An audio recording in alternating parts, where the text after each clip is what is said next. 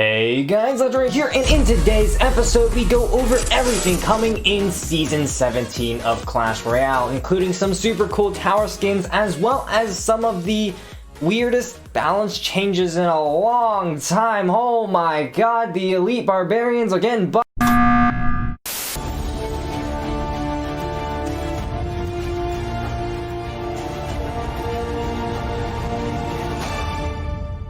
Hey guys, Legendaray here, and welcome back to another episode of Clash Worlds. In this, well, now it's pretty much a monthly show. We go over the newest announcements from the Clash Royale team, the hottest topics in CR Esports, as well as what's going on in the community. Then we'll finish off the episode by breaking down the meta and featuring my off-meta deck of the week. If you're enjoying Clash Royals, then please leave a like down below and subscribe to the channel for more videos like this one. Also, go check me out on my social media, links down below, and if you'd like to support me in-game, feel free to use code Legendaray in the shop. Season 17 comes out next Monday, so of course any support would be greatly appreciated. And with all that out of the way, let's get right into the first section.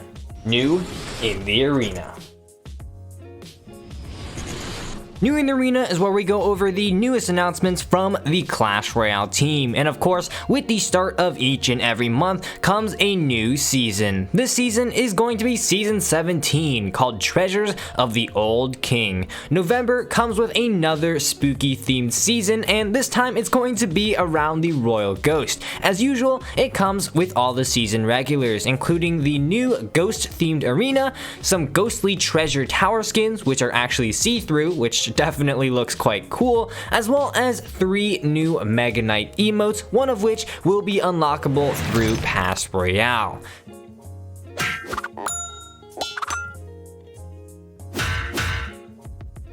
In addition, 2 cards will be boosted to your King Tower level for the duration of this season. The Royal Ghost, of course, because this season is themed around him, and the Electro Giant, which unfortunately did not see the release that it wanted. Nevertheless, pretty solid season release, and love the new arena visuals. However, I'm sure you guys have all heard about this stuff already. The juicy stuff comes with the Season 17 balance changes. This month we are seeing 6 different cards getting balanced, and some of these changes are quite infamous. This set of balances has a great potential to shift up the November meta, so let's go ahead and break it down.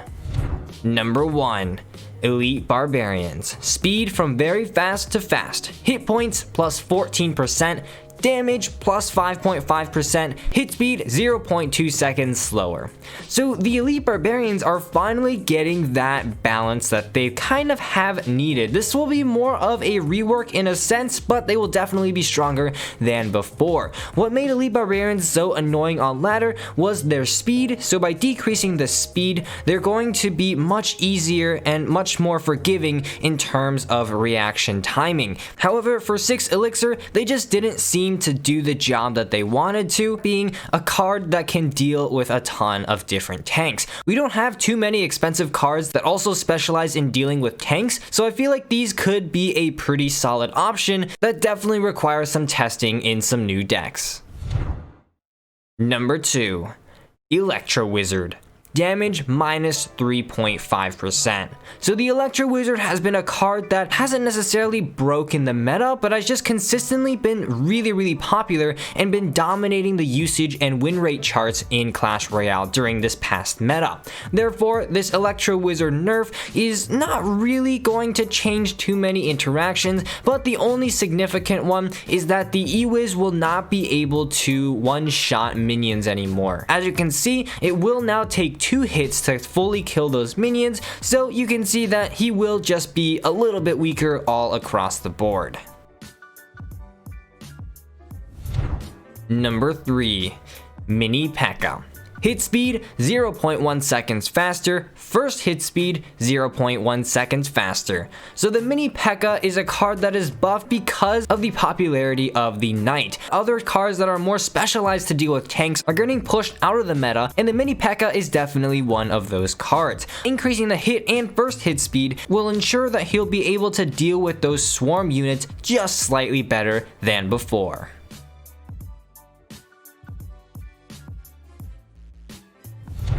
Number 4.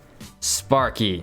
increased shooting time after moving from 0.5 to 1 second. Now this is a somewhat minute change that only changes a couple of interactions, but it is definitely worth noting. So what's happening is once the Sparky stops moving, it will not be able to shoot for 1 whole second. You can see here that the Sparky has an extra second or so delay before it's able to actually shoot that initial shot. This essentially means that the Sparky will be just as effective at dealing with tanks and other high hit point units, but it will be slightly weaker against other swarms, because once that Sparky destroys a swarm, it may have to take an extra half second or so to be able to get that shot off. Number 5. Graveyard. Skeletons spawn closer to the edge. Now, I feel like this is a great change, especially because Graveyard is such a dominant card in this current meta. The skeletons in this Graveyard will now spawn pretty much at the edge of the Graveyard, which will force those skeletons to have to make a little bit of a walk to the tower. While I think this is a great change in the right direction, I don't think it will actually make too big of an impact, because while the Graveyards on average will do a little bit less damage, the RNG factor of this card still means that it has the potential to do just as much damage as before. Number 6. Tombstone. Hit points plus 4%. Now the Tombstone is a card that has not been seeing much usage this meta. With the popularity of cards like the Barb Hut and the Goblin Cage, there just aren't too many buildings that are that relevant in this meta. This Tombstone hit point decrease barely adds any hit points onto it if I'm being completely honest, but hey, it will be just a little bit tankier and tank for a couple more hits when you're trying to use it on defense. So there we go. Those are the 6 cards that are being balanced in this Season 17 meta. What are your thoughts on the balances? Be sure to let me know in the comment section below. This is definitely going to be an interesting one. I'm super surprised that they actually went and buffed those elite barbs, especially with so many people having them maxed. Mid ladder is going to be absolutely chaotic. Anyways guys, that's all I've got for new in the arena. Let's get right into the esports update. The Esports Update is a section where we go over recent esports events as well as new and rising players. This week, the CRL West League is now approaching the end of their regular season, and as expected, we are seeing some of the highly anticipated teams to rise to the top. Keep in mind that the top 4 teams of the league will move on to the World Finals in December. Here are the current standings. Moving over to the CRL East region, 4 teams are already confirmed to be going to the World Finals, and those include Ponos, Nova Esports, Fav Gaming, and WEDGM. World Finals will be happening from December 5th to December 6th in Shanghai, China, so be prepared to see them there. Anyways, that's all I've got time for in the Esports Update. Let's get right into the rising rumors. This week we've got some amazing art from the Clash Royale community. Starting off, Reddit user u/Captain Renders has created a stunning card concept called the Minotaur. This will be a card with 2 phases. In the first phase, it acts like a Dark Prince and gets a couple of big swings with his hammer. Then, in phase 2, the Minotaur drops his hammer and acts like a battle ram, charging towards the closest building. First off, the artwork on this concept is just stunning, and it looks like an actual art that Supercell would have created. In addition, the concept is actually quite unique. A support card that turns into a win condition is something that we have not seen in the game before, so I feel like it's definitely something that the Clash Royale team should consider. Next up, we've got some Halloween themed fan art from Alan Royale. Of course, today is October 31st, so happy Halloween to all of you guys at home. Anyways, that's gonna do it for the rising rumors. Let's go ahead and break down the meta. The November balances are quite interesting to say the least, but will it really change the meta? Let's go ahead and break it down. Royal Giant. Personally, I don't think the Royal Giant archetype in particular will see much of a decrease in usage. As you can see, none of the cards that are really used in Royal Giant really got a nerf, so personally, I am a little bit confused as to why none of those cards are touched. Maybe with buffs to cards such as those elite barbarians as well as that mini P.E.K.K.A, we'll see more counters to the Royal Giant rise up into the meta, so he'll hopefully see a slight decrease in usage. Graveyard. The Graveyard will probably also see a slight decrease in usage. However, because it's still an RNG card and because it still guarantees tower damage pretty much, I don't think this will make that large of an effect on Graveyard's popularity. Fireball Bait. Fireball Bait will also remain a significant force in this upcoming meta. With no direct nerfs to any of the cards in that archetype, the ability of that deck to bait out the opponent's medium spell is just so powerful, and unless there's some crazy shift in this upcoming meta, definitely expect this to be one of the top decks to run in November. Anyways, let's get right into the off-meta deck of the week. That's right, in each Clash Royale episode, we're going to be going over one off-meta deck of the week. This week's deck was submitted by Logtree, who submitted someone else's deck, and it is definitely an interesting deck for sure. It's kind of a classic Golem 3 Musketeer deck, but because I haven't seen Golem 3 Musketeers in ages, I had to pick it up and give it a shot. Now, this deck is pretty much an all-or-nothing deck, which means you're going to be playing this deck very beatdown focused. You're taking a ton of tower damage, even sacking entire towers, just to build up elixir advantages so that you can start steamrolling your opponents in one giant push. In addition, just try and make it a double elixir, because that is when you can really turn on the heat. Anyways, let's get right into some matches.